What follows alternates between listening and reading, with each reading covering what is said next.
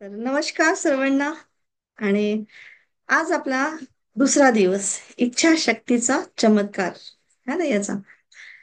तर आज आपण काय बघणार आहे, तर आपल्या इच्छाशक्ती कशा असतात, त्याच्यातून आपल्याला किती चुकीच्या सवयी लागतात, किंवा मग तशाच आपल्याला व्यसनांमधून मुक्ती कशी मिळवली पाहिजे. आपल्या चुकीच्या सवयी किंवा व्यसनांमधून आपण मुक्ती कशी मिळाली पाहिजे आपल्याला. तर त्याच्यावर आपल्याला नाही म्हणायला शिकता आलं पाहिजे. तर नाही म्हणण्याची सुद्धा इच्छाशक्ती प्रखर असायला पाहिजे. तर याच्यावरून परत मी तुम्हाला एक गोष्ट सांगते, की एका वेळेसची गोष्ट होती, की एक हरीश नावाच्या माणसाला जुगार खेळण्याची खूप वाईट सवय होती. आणि त्याच्यामुळे त्याच्या घरचे लोक खूप त्रस्त झाले. मग ते खूप त्याला समजवण्याचा प्रयत्न केला, पण प्रत्येक वेळेस त्याचे ठरलेले उत्तर एकच होतं, की मला ही सवय लागली नाही, तर या सवयीने मला पकडलेलं आहे. म्हणजे बघा कसं आहे, की मी सवयीने नाही पकडले, तर सवयीने मला पकडलेलं आहे.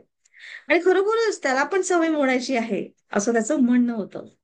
परंतु तो प्रयत्न करूनही त्याच्यातून मुक्त होऊ शकत नव्हता, असं तो लोकांना सांगतो. तर परिवारातल्या लोकांना वाटलं, की याचं चला लग्न करून द्यावं, म्हणजे ही सवय सुटेल. आणि जनरली आपण करतो माहिती आहे, की जाऊ दे पोरगा सुधरेल, लग्न करून द्यायचं असं. पण असं नसतं. तर त्याचं लग्न केलं, पण तरी. आणि त्याच्या पत्नीचं नाव होतं आशा चांगलं. पण तरी काही दिवस सुरळीत चाललं. पण काही महिन्यांनी मात्र तो परत जुगार खेळू लागला. आणि त्याच्या सवयीमुळे आता हे त्याची बायको पण चिंतित राहावं लागली. कसंही करून त्याला त्या सवयी न सोडवण्याचा तिने निश्चय केला.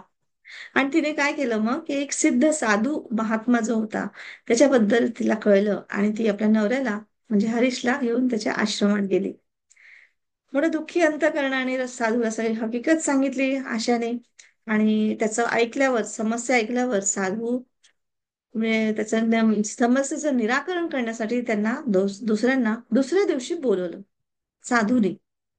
ठीक आहे. तर एक मिनिट, आपण हे रेकॉर्डिंग झालं.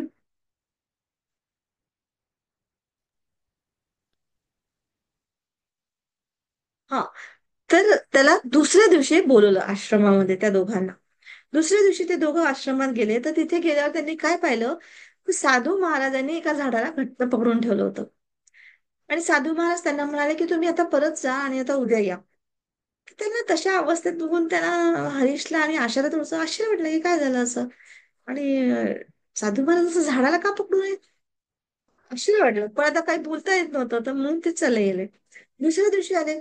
दुसऱ्या दिवशी पाहिलं, तर तरी साधू महाराज ते झाडाला पकडून होते. पण आता मात्र हरीशला म्हणजे आश्चर्य वाटलं. म्हणजे महाराज हे काय करताय तुम्ही?" तर साधू महाराज म्हणाले, की "मला हे झाड सोडतच नाही.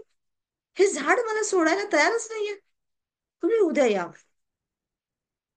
आता मात्र ही गोष्ट ऐकल्यानंतर हरीशला म्हणजे राग आला, त्याचा संयमाचा बांध फुटला असं म्हणतो आपण. आणि त्रस्त होऊन त्याने विचारलं, की "बाबा तुम्ही असं का करताय?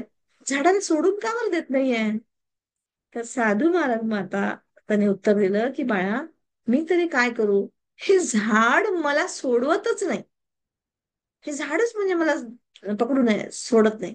त्यावर मात्र हरीश हसून म्हणाला, की "महाराज, या झाडाला तुम्ही नाही धरलं आहे.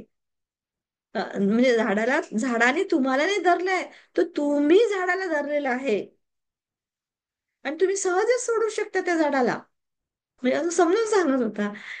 तेव्हाच गंभीर होत साधू महाराज म्हणाले, "इतके दिवस मी तुला हेच समजवण्याचा प्रयत्न करीत आहे, की तू जुगार खेळण्याच्या सवयीला धरून ठेवलं आहेस. सवयीने तुला धरून नाही ठेवलेलं आहे. तर म्हणून ही सवय तुझ्या मर्जीने तू कधीही सोडू शकतोस." आणि हरीशला आपल्या चुकीची जाणीव झाली. आणि त्याच्या लक्षात आलं, की कोणत्याही सवयीला माणूस स्वतःच जबाबदार असतो.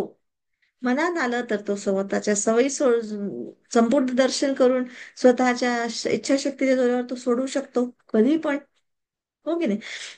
तर असंच आहे हे, की माणूस पहिले स्वतःला सवयी लावून घेतो, आणि नंतर मग त्या सवयीच माणसाला घडवतात.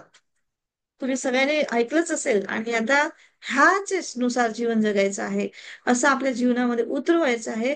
इतकंच नाही तर माणूस त्या सवयीचा इतका गुलाम होऊन जातो, त्या व्यसनाचं इतकं रूप धारण करून टाकतात, की त्यांच्या स्वतःच्या लक्षातही येत नाही, की हा आपलं जीवन वाईट करून राहिला.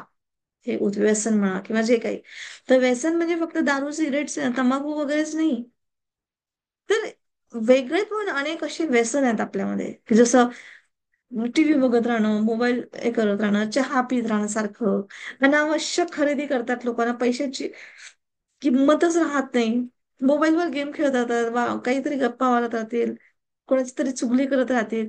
हे म्हणजे हे पण सगळं व्यसन आहे बरं का. ह्या सगळ्या गोष्टी आणि ह्या गोष्टी लोकांना व्यसन आहे असं वाटतही नाही, म्हणून ते सोडण्याचा विचारही करत नाही. पण ऍक्च्युली कसं त्याचा आपला म्हणजे आपल्या म्हणजे शरीरावर आपल्या याच्यावर परिणाम होतो, है ना. तर एक आणखी मला एक उदाहरण असं म्हणजे आठवतं, की एक स्त्री होती, तिच्या मनामध्ये तिच्या आरोग्याबद्दलची नेहमी भीती होती. म्हणजे ही पण आपली इच्छाशक्ती म्हणा किंवा व्यसन म्हणतो ना, पण त्याच्यातला प्रकार आहे हा. ते सांगायचंय मला. तर लहान सहान आजारातही ती खूप औषधाचा आधार घेत होती म्हणा, किंवा अति औषधाचा वापर झाला तर त्याचं नुकसान तिला माहिती होतं, पण तरी पण ती जरा काही झालं की खा औषध, जरा काही झालं की जा डॉक्टर खा औषध. आणि याच्यामुळे काय झालं की तिची दिवसेंदिवस तब्येत खालावत चालली, आणि पुढे तिची सवय तिच्या मृत्यूसाठी कारणीभूत ठरली. आता ऍक्च्युली एखादी सवय कशी मृत्यूला सुद्धा कारणीभूत ठरू शकते, हे म्हणजे त्या स्त्रीच्या आत्मसंयमनाची कमतरता होती, हे आपल्या लक्षात आलं पाहिजे होतं, है ना. म्हणजे आज आपण जे व्यसनमुक्ती ती ऍडिक्शन म्हणजे जे काही केंद्राची स्थापन करतो, तिथे जाऊन लोक व्यवस्थित होतात बरे.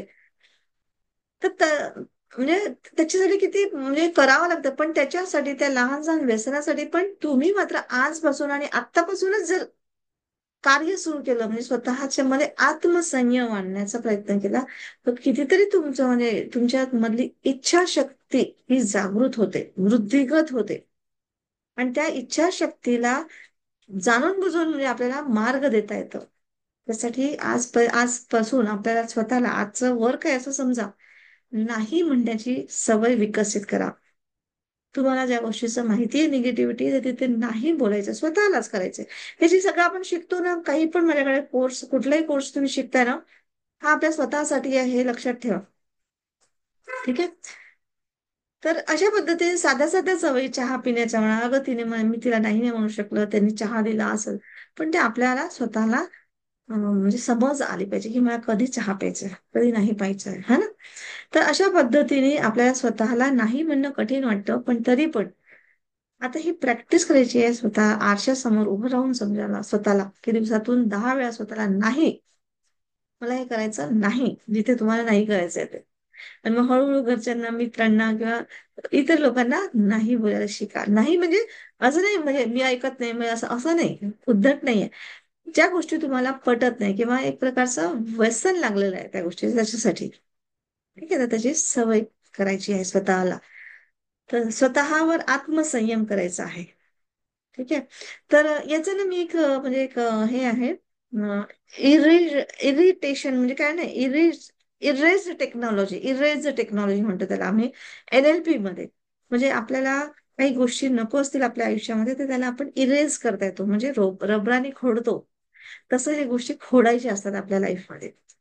तर त्याची एक म्हणजे मी तुम्हाला एक स्टोरी जसं एक सांगते, की एक शेठजी होता, लठ्ठ होता, आणि तो सतत आजारी राहायचा, आणि खाण्यापिण्यावर तर त्याचे काही संयम नव्हतं. तर त्याचा आजार पण दूर होत नव्हतं. सकाळ संध्याकाळ त्याचं ते पकवानं खाणं, सेवन करणं, दिवसभर दुकानामध्ये गेल्यावर गल्ल्यावर बसायचं, हालचाल करायची नाही. त्याच्यामुळे काय झालं, की त्याचं एकदा त्याला खोकला झाला, म्हणून तो वैद्याकडे जाऊन बसला आणि औषध दिलं. तर वैद्याने त्याला औषध देताना सांगितलं, की काही दिवस आंबट तिखट किंवा दही वगैरे खाऊ नका असं. तर मग एक नंतर आठवड्यानंतरही त्याचा खोकला काही थांबला नाही. तो परत वैद्याकडे गेला, आणि खोकला अजिबात कमी झाला नाही अशी तक्रार त्याने केली. हे ऐकून वैद्य म्हणाला, की ह्या औषधाने आतापर्यंत तुमचा खोकला जायला हवा होता, मग का बरं नाही झालं असं? म्हणजे तुम्ही काही आंबट थंड पदार्थ खाल्ले का? तर शेटजीने कबुली केली, कबूल दिली, की हो, मी दही आणि लोणचं मला खूप आवडतं, आणि ते खाण्याशिवाय मी राहू नाही शकत, मी संयम नाही ठेवू शकत. तर मग वैद्य म्हणाले, आता बघा आता खोडतो कसा आहे म्हणजे ती गोष्ट ना. तर वैद्य म्हणाले, की ठीक आहे, आता एक काम करा, तुम्हाला जे खायचंय ते खा, तुम्हाला जे खायचंय ते खा, त्याच्यामुळे 3 फायदे होतील तुमचे. कोणते फायदे? तर पहिला फायदा म्हणजे तुमच्या घरी चोरी होणार नाही. दुसरा फायदा म्हणजे तुम्हाला कधी कुत्रा चावणार नाही. आणि तिसरा फायदा म्हणजे तुम्ही कधी म्हातारे होणार नाही. आता रोग कोणता आणि फायदे कोणते, काही कनेक्शन आहे का त्याचं? तर शेटजीला जरा असे म्हणलं, काय चेष्टा करताय वैद्यराज तुम्ही? आणि मला म्हणजे काही तुमचं म्हणणं कळलं नाही बुवा, काय बोलायचंय तुम्हाला? तर मग वैद्य त्याचं स्पष्टीकरण देतो आणि म्हणतो की हे बघा, जर तुम्ही आंबट पदार्थ खात राहिले तर तुमचा खोकला कधी बरा होणार नाही. तुम्ही सतत खोकत राहणार आणि खोकल्याने काय होणार? खोकल्याच्या आवाजाने चोराला वाटेल तुम्ही जागे आहात. त्यामुळे तुमच्या घरी चोरी करणार नाही तो. दुसरा फायदा म्हणजे तुम्हाला कुत्रा चावणार नाही. आता कुत्रा न चावण्याचं कारण कसं? कारण खोकल्यामुळे तुमची प्रकृती क्षीण होत जाणार आणि मग चालताना तुम्हाला काठीचा आधार घ्यावा लागणार. आणि हातामध्ये काठी असल्यामुळे तुमच्या मागे कुत्रं धावणार नाही किंवा आजूबाजूला फिरकणार पण नाही. मग तुम्हाला चावेल कसा तो? है ना? आणि तिसरी गोष्ट म्हणजे तिसरा फायदा हे होईल की तुमच्या ह्या सततच्या आजारापणामुळे वाढत जाईल आणि ते प्रकृती तुमची क्षीण होत जाईल आणि तुम्ही लवकर मरण पावणार. म्हणून तुम्हाला म्हातारपणाचा पण त्रास सहन करावा लागणार नाही. ही ती गोष्ट त्यांनी फिरवून सांगितली म्हणजे सगळी. म्हणजे याला आम्ही एक ट्रान्सफॉर्मेशन सारखं म्हणजे असं म्हणतो. म्हणजे तेव्हा मग त्याला शेठजीला समजलं त्याचं गांभीर्य काय आहे. आणि मग त्याने आपलं खाण्यापिण्यावर नियंत्रण ठेवलं आणि काही दिवसातच त्याचा खोकला बरा झाला. तर ह्या कहाणीवरून काय स्पष्ट करायचं आपल्याला? तर दुष्परिणामाचे चित्र समोर दिसल्यानंतर संयमाला बळ मिळतं. जसं त्याला कळलं आपल्या 3 गोष्टी, तर तसं त्याचं मग संयम कुठे लोणचं खाता आणि कुठे दही खाता. सोडा ते. हो की नाही? तर अशा पद्धतीने आपल्याला स्वतःला काही गोष्टीची धाक देऊन स्वतःला करता आलं पाहिजे, बदलवता आलं पाहिजे. ही क्रिएटिव्हिटी आहे तुमची आता. तुम्ही कशा पद्धतीने करता. है ना? तसं पाहिलं तर आहार हा मनुष्याचा जीवनाचा आवश्यक आणि मुख्य भाग आहे. पण परंतु जीवन पहिले माणसं म्हणजे आपण माणूस जिवंत राहण्यासाठी जरुरी खात होतो. पण आजकाल मात्र सगळं जरुरी पुरतं नाही तर आवड म्हणून राहायला लागलं. आणि पौष्टिक आहार तर दूरच असतं. उलट म्हणजे आपण एकमेकांना हेही सांगत असतो, की "अगं तू तिथलं खाऊन पाहिलं का त्या हॉटेलमधलं तिथे जाऊन? किंवा आज चला फिरायला जाऊ, आज असं करू, असं तसं." है ना? पण त्याच्या मागे काय आहे, काय नाही? इव्हन इथपर्यंत की दुसऱ्या शहरामध्ये तू तिथे गेली तर मग तिथला ते पदार्थ खाल्ला का त्या शहरातला वगैरे? ते खूप छान मिळतं त्या शहरात असं वगैरे, की सहज तरी बोलतो आपण. आणि अशा ह्याच्याने आपण कितीतरी तळलेलं, स्वच्छ, अस्वास्थ्यकारक पदार्थ खात असतो आणि त्याच्यामुळे निरनिराळे रोग शरीरात येतात, निर्माण होतात. तर आज मनुष्य खाद्यपदार्थ जगण्यासाठी खात नाही, तर खाद्यपदार्थच माणसाला खाता येतात. हे समजून घ्या आता. आता समजायला हवं हे सगळ्या गोष्टी आणि स्वतःवर संयम ठेवायला जरुरी आहे. सजगतेला सजग राहून म्हणजे आहार आपला घ्यायला हवा. अ, अजाणतेपणी खाल्लेल्या अन्नामुळे माणसाला तृप्ती नाही जाणवत, पण सजगतेने खाल्लेलं अन्न आणि त्याला त्याच्या अन्नाच्या गरजेची पण जाणीव करून देतो. ग्रॅटिट्यूड मध्ये राहतो आपण. किती खायला पाहिजे, काय खायला पाहिजे हे लक्षात येतं. आणि याच्यातून आपलं स्वास्थ्य प्राप्त होण्यासाठी आपल्याला महत्व कळतं त्याचं. है ना? आणि हे समजही आला पाहिजे आपल्याला, की जिभेचे चोचले करण्यासाठी, की आपल्या जीवन जगण्यासाठी आपण अन्न ग्रहण करतो. तर अशा पद्धतीने तुम्हाला काही गोष्टी बनवून, बनवून म्हणजे त्याला आपण शिफ्ट करून स्वतःला आत्मसंयम आपण वाढवण्याची इच्छाशक्ती वाढवू शकतो. हे म्हणजे एक म्हणजे काय म्हणतो आपण तंत्र सांगितलं मी तुम्हाला, मंत्र, तंत्र. है ना? अजून एक तुम्हाला एक सांगते. हे NLPचे खूप सुंदर टेक्नॉलॉजीज आहेत बरं ह्या सगळ्या. आम्ही करवतो जेव्हा NLP शिकवतो ना, तेव्हा त्याच्यात मी करवते म्हणजे ह्या सगळ्या गोष्टी. एक एक्झाम्पल म्हणून मी सांगते, जसं की एखाद्या व्यक्तीला चॉकलेट खाण्याचा खूप शौक आहे. आणि त्याला माहिती आहे की चॉकलेट खाल्ल्याने काय हे होतं. पण इतकं खातो आणि त्याला डायबिटीज असलं आणि अजून त्याला म्हणजे ते हं, अजून जास्त तोंडाला पाणी सुटते म्हणजे असं. नको खाऊ म्हटलं तर अजून खाल्लंय. तर मग अशा वेळेस हे जे तंत्र मी तुम्हाला सांगितले डिस्ट्रॉय किंवा शिफ्ट करणं, तर याला आपण एक जसं एक म्हणजे गायब करणं, स्क्रॅच करणं असं त्याला आपण म्हणू शकतो ह्या तंत्राला. तर आपल्या मनालाच आपण समजवायचं किंवा शिकवायचं, की हा चॉकलेट आहे ना, हा लाकडाच्या भुश्यापासून बनवलेला आहे. अक्षय घाणेरडा चॉकलेट. त्याचा स्वाद बिलकुल लाकडासारखा घाणेरडा. आणि म्हणून मी आता हा चॉकलेट नाही खात आहे, तर आम्ही त्या लाकडाचा भुसा खात आहे. म्हणजे ती कल्पना करायची, ती ऍक्शन करायची, लिटरली तशा टाईपची टेस्ट यायला लागते आणि तुमचं माइंड हळूहळू शिफ्ट व्हायला लागतं, की अरे चॉकलेट चांगलं नाहीये, भूसा आहे, खराब आहे, याचा काही फायदा नाही, याचा असं नाही तसं नाही. म्हणजे ह्या पद्धती आहेत आपल्या माइंडला शिफ्ट करण्याच्या, निगेटिव्हिटी म्हणा किंवा नको असलेल्या सवयी लावल्या तर. तर अशा पद्धतीने पण तुम्ही करू शकता. किंवा मग डस्टरचा उपयोग करू शकता, की एखादी गोष्ट लिहून घ्यायची, मग त्याला डस्टरने करून टाकायचं आणि मग तुम्हाला पाहिजे ती गोष्ट लिहायची. त्याच्याने पण तुम्हाला म्हणजे हा आपल्या माइंडला प्रोग्रामिंग करण्याची सवय असते. म्हणजे काय म्हणतात त्याला, टेक्निक्स करू शकतो आपण ह्या.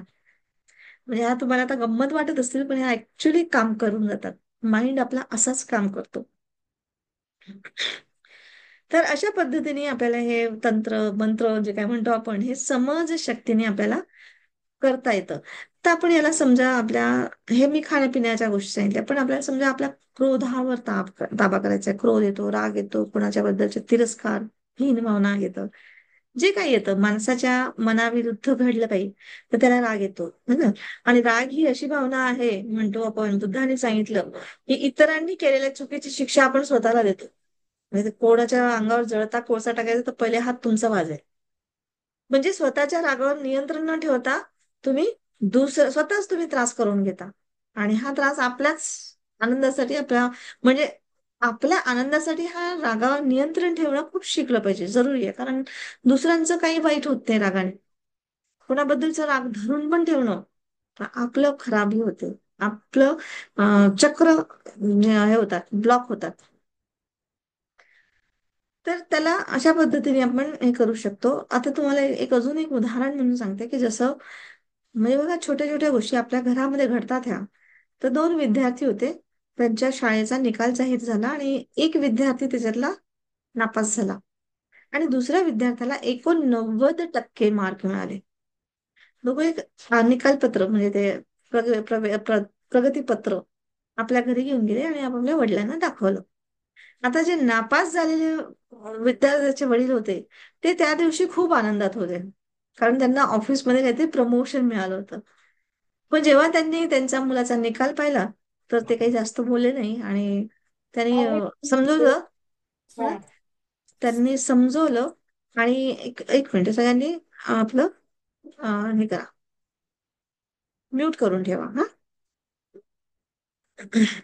त्यांनी फक्त समजवलं की बाळा पुढच्या वेळेस अभ्यास कर किंवा काय, जे काही शांतपणे, आणि आपल्या कामाला लागले.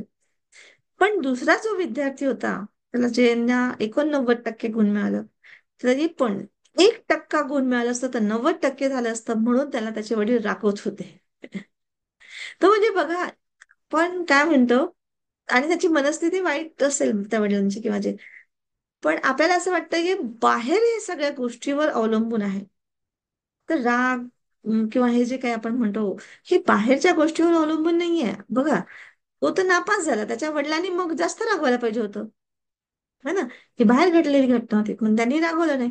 आणि याला चांगले मार्क मिळाले तरी याच्या वडिलांनी रागवलं. तर म्हणजे बाहेरच्या गोष्टीवर काही घटनांवर अवलंबून नाहीये, तर तुमच्या आतल्या मनस्थितीवर अवलंबून आहे, तुम्हाला किती राग येतो, किती तुम्ही चांगले वागता, किती वाईट वागता. तुमची मनस्थिती सांगते की तुम्ही किती इतरांना चुकांना माफ करू शकता, किंवा लहान सहान गोष्टीवर तुम्ही किती चिडता किंवा ओरडता.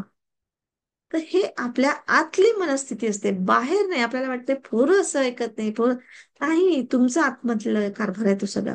ही गोष्ट समजायची असते आपल्याला.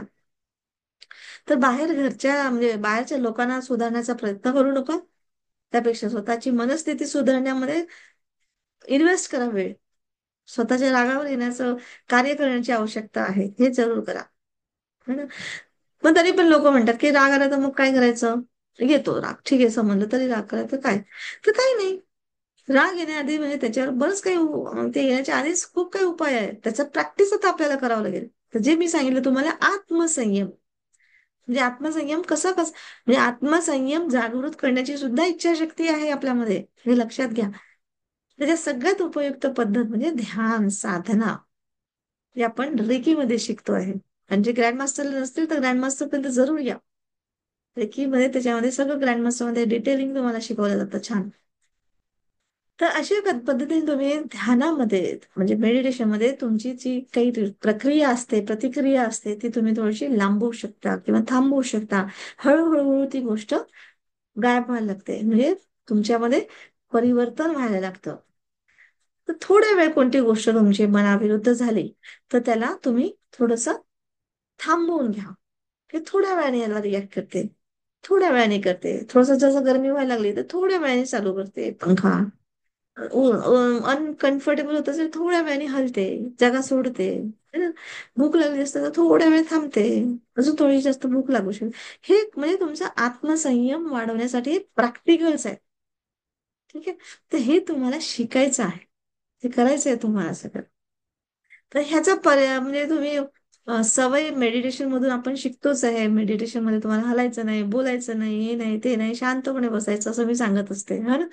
तर ते पण खूप एक म्हणजे आत्मसंयमनासाठी खूप गरजेचं आहे. आणि मेडिटेशनची सवय लावून घ्या तुम्ही. मेडिटेशन करताना कसं करायचं, तर 10-15 मिनिटं, आता आपण रेकीचे तर रेकीचे आपले तयार मेडिटेशन आहेतच, पण ते तुम्हाला एक शिकवण देण्यासाठी आहे. पण जेव्हा तुमचं झालं तर तुम्हाला माझं गाइडेड मेडिटेशन लावायची गरज नाही. स्वतःच हे करायचंय. स्वतः छान डोळे बंद करून बसायचं, ध्यान मुद्रेत बसायचं, सरळ बसायचं. स्वतःच्या श्वासावर हळू श्वास सोडा, श्वास घ्या, त्याच्यावर लक्ष द्यायचं. विचार येतात, विचारांना बघायचं आणि ते ढग जसे निघून जातात तसे निघू द्या, त्याच्यावर तुम्ही रिॲक्ट करायचं नाही, है ना? अशा ध्यानाच्या अवस्थेत कधी कधी आपल्याला डोळे उघडून असं वाटतं, कपडे असं टाईट किंवा काय असं वाटतं, थंडी वाजते किंवा मुंग्या येतात, खाजव असं वाटतं, काय काय असं. त्यावेळेस थांबायचा प्रयत्न करा. अजून थोडा वेळ डिले करा, की ठीक आहे, ठीक आहे, 10 मिनिटं, 15 मिनिटं, अर्धा तास. विपश्यना सेंटरमध्ये तुम्ही केलं असेल तर करा विपश्यना. दिवसभर 2-2, 3-3 तास बस. असे हातपाय तुटल्यासारखं म्हणजे वेदना होतात. आणि मग एक वेळ आली की सगळं नष्ट होऊन जाते, म्हणजे तुमचं शरीरच नाही असं वाटतं.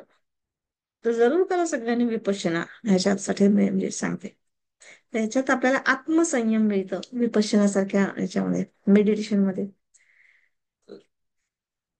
तर मेडिटेशन म्हणजे स्थिरता आहे. आणि स्थिर राहून स्वतःला बघायचं, म्हणजे प्रतिक्रिया नाही द्यायची आपल्याला, त्याला स्थिरता म्हणतात. तर तुम्ही आतमध्ये जितके स्थिर असाल, तितकं तुमचं बाहेरचं जीवन स्थिर असतं. तसंच ऑरा तुम्हाला मिळतो, तसेच लोक तुम्हाला मिळतात. तर हे सगळ्या गोष्टी तुम्हाला म्हणजे समजून घ्यायच्या, की तुरंत प्रतिक्रिया करू नका. आपोआप ते सगळं नाहीसं होतं. आणि हळूहळू तुमची राग येण्याचं किंवा काय जे काही सवयी असतात, व्यसन असतात, हळूहळू कमी होऊन जातं आणि संपायला जातात. तर अशा पद्धतीने तुम्हाला म्हणजे रोज 15 ते 20 मिनिटं तरी ध्यान करत चला. दृढता ठेवा मनात, ही प्रतिक्रिया नको, है ना? तर ही खरंच एक ही प्रतिक्रिया नको, ही सवय मोडण्यासाठी ध्यान खरंच एक चांगली संधी असते. आणि खूप चांगला त्याचा रिझल्ट येतो. आणि प्रत्येक तुमच्या नकारात्मक प्रतिक्रिया ज्या असतात त्याच्यातून तुम्हाला मुक्ती मिळू शकते. ठीक आहे. तर आज आपला दुसरा दिवस झाला आहे. आणि खरंच तुम्हाला काय समजलं किंवा काय प्रश्न आहेत का, तर या संदर्भात तुम्ही मला जरूर प्रश्न विचारू शकता. किंवा तुम्हाला काही शेअरिंग करावं असं वाटत असेल तर शेअरिंग पण करू शकता. तुम्हाला बोलायचं आहे? येस पल्लवी. पल्लवी, रुपाली, बोला छान. व्हिडिओ बंद करून बसू नका. कोणाला बोलायचं नाहीये? ओके. तर आपण इथे थांबूया मग. आणि उद्या भेटूया आपण, ठीक आहे?